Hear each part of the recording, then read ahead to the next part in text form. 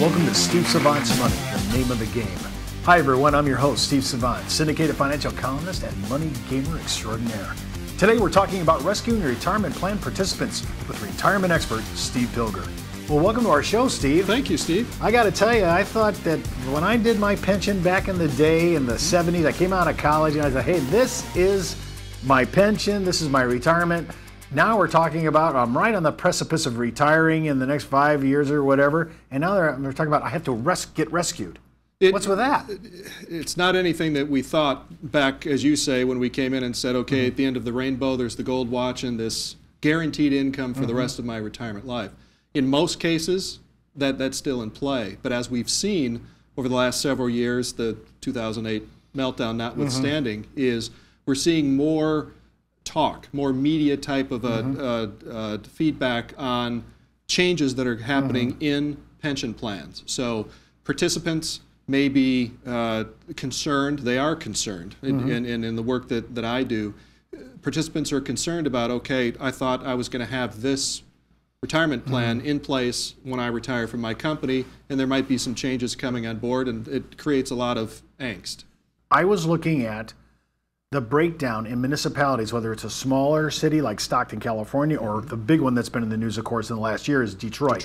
We have first responders, firemen, police officers, and their pensions, and we're not talking about a lot of money as far as to live on.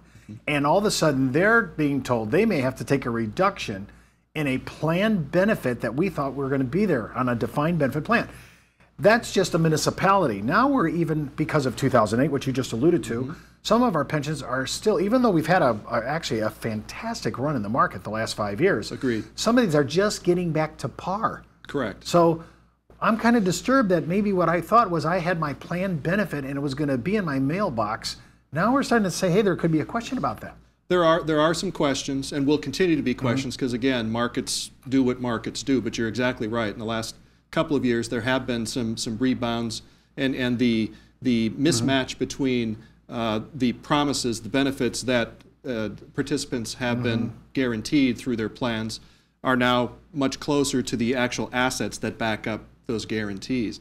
But I will tell you, Steve, that plan administrators, plan sponsors have a window of opportunity here over the next couple of years in the face of these different challenges to make some adjustments in their plans from the standpoint of they're still going to be able to make good on the commitments that they've made to their participants. But it is something that these plan sponsors must make some choices on how they act here in the next couple of years.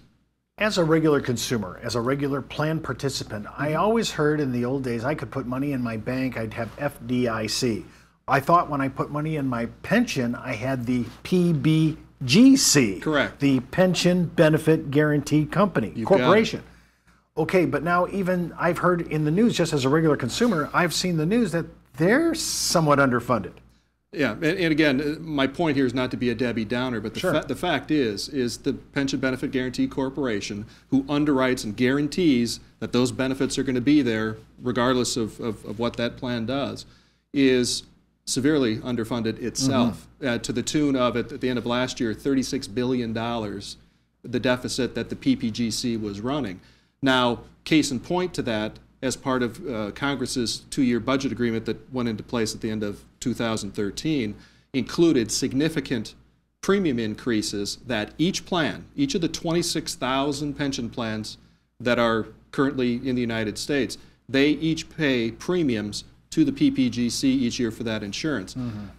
Starting with that budget deal in 2013 through 2016 and beyond, those plans are going to see significant increases in their premium costs, part of which is to try to close that gap, that deficit that underlying insurance company has.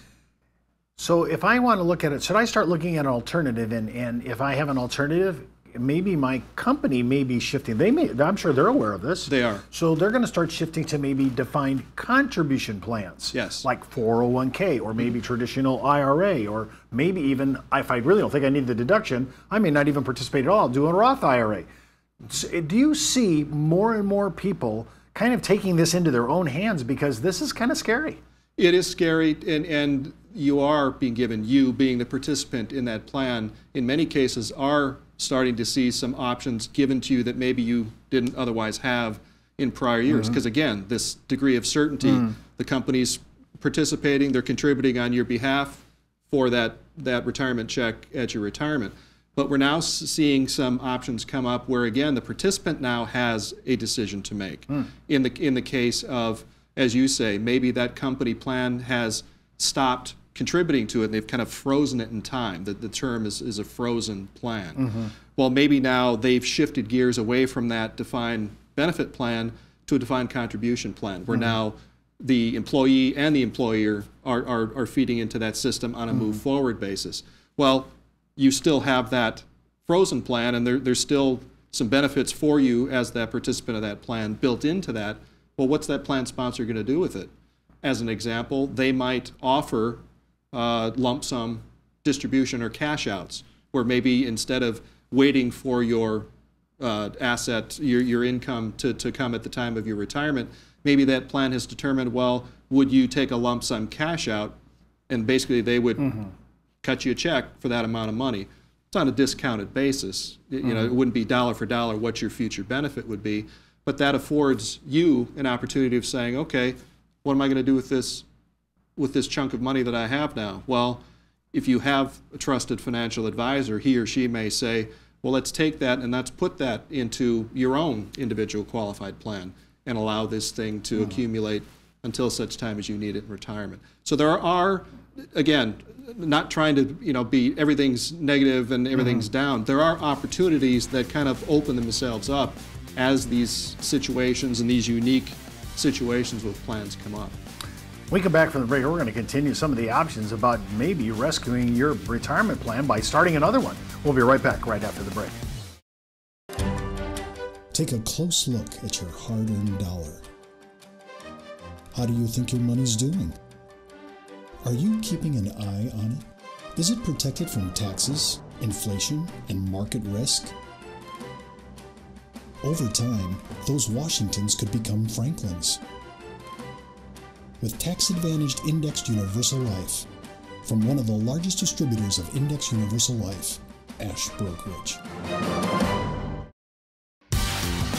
Well, welcome back to our second segment. So let's say I'm in one of these defined benefit plans, pension plans, and I'm going to get some options. Option one is the administrator may say, hey, how would you like a single check? It won't be for the full amount, but a single deposit, maybe I'm okay with that because of the present value. Maybe it's valuable to me. I may also be told I can roll it over. There's an option. Now, let's say if I say I don't really want to take the lump sum right now, that's intriguing and it's tempting, I have to say. Sure it is. But let's just say I'm willing to roll it over. Am I rolling it over into now a personal IRA? Is that the way to go on that? Yes, and that's where having a trusted financial advisor is key to kind of helping you sort out the pros and maybe cons of a particular option or a situation that's presented to you in that situation. But mechanically speaking, if you would elect that lump sum distribution, you would want to make sure you did it on a tax qualified basis, putting kind of the like for like, from that qualified defined benefit plan, and it's exiting into your own qualified IRA. That again, the same rules and tax deferral applies to that, just as it did. Let's make sure we get the taxes right, because that's a very important thing. If I take the lump sum, if the administrator says, "How would you like to take a lump sum?" It'll be discounted. Yes. Isn't that still taxable to me? What you're doing there is you're doing a direct rollover. Instead of you actually having the check in your hands, they're not making the check out to you. The plan is making the check out to a third party, typically an insurance company. That because mechanically speaking, the fund cannot be received by you, or it's now a taxable event and you're going to pay taxes on it. So you want to make sure there's a direct transfer of that money from your plan to wherever ultimately it's going to go, and you're out of that conversation, and you're not receiving it. So it's an annuity product. Maybe maybe it's going into a qualified account at your brokerage. Whatever it happens to be, you want to make sure there's a direct line, point A to point B. So from one institution, my pension, to another qualified institution. Correct. That exchange, that transfer, the IRS lets that transfer go through tax-free. Correct. And that's probably better. I do not want to take constructive receipt of a lump sum. It's going to put me in a different bracket. As you know, we're in a marginal tax bracket. That could bump you 2-3 brackets up. that would be a problem. That would be a really bad day. You know, when I'm heavy, it would be a bad day. I don't like to write my checks to the IRS as it is. Let's talk about, you know, when I'm looking at the responsibility for me to take over my own future, all right? I don't have to really participate in this plan any longer. I could roll it over. Now I'm going to start a new one. We talked about maybe if I'm starting a new one, I'll do my own IRA. The difference here is I may be restricted in my contribution because the IRAs are probably, I think right now they're $6,500. And if I'm, I think it's with my being over age 50, there's a little bonus. Some catch up. Yeah, there's some catch up there. But basically those are the numbers you're looking at right there. So I might look at other options, and they would I ever look at a non-qualified option? Why not? I mean, the whole genesis of Roth, you know, after-tax type investing came into being really as an additional tool that people could use as a retirement planning mechanism when they've maximized their other qualified or pre-tax contributory type plan. So absolutely. And again, This is a theme that I harp on with the folks with whom I work is clients having those trusted relationships with financial advisors, people that understand this, do this every day. They can map out those options for you, whether it's on a pre-tax side, as you indicated a moment ago. Maybe that defined benefit plan has now shut down, but the company's now offering you 401k. You're maximizing contributions on a pre-tax basis out of your paychecks, you're doing the right things. Well, if there's additional retirement planning you want to do, that's where we enter into some of these other after-tax. So we could be looking at Roth IRAs. You bet. We could be looking at non-qualified tax-deferred annuites. We could be looking at, depending upon how the contract's set up, we might even be able to get maybe tax-free income from life insurance, a TAMR-compliant contract. So there's a lot of options here. So if you're saying, Steve, I really need to look at this, again, your trusted advisor will really help you look at the landscape and all your options, because if you think your retirement's in trouble, this is the time to look at it. Don't wait till you're age 65. Well, that's our show today. I want to thank Steve for being our special guest today and our money mentor. And before moving forward with any of the ideas you hear on our show, always consult your tax advisor or your legal counsel.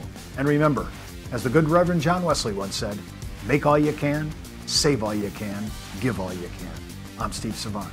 We'll see you next week.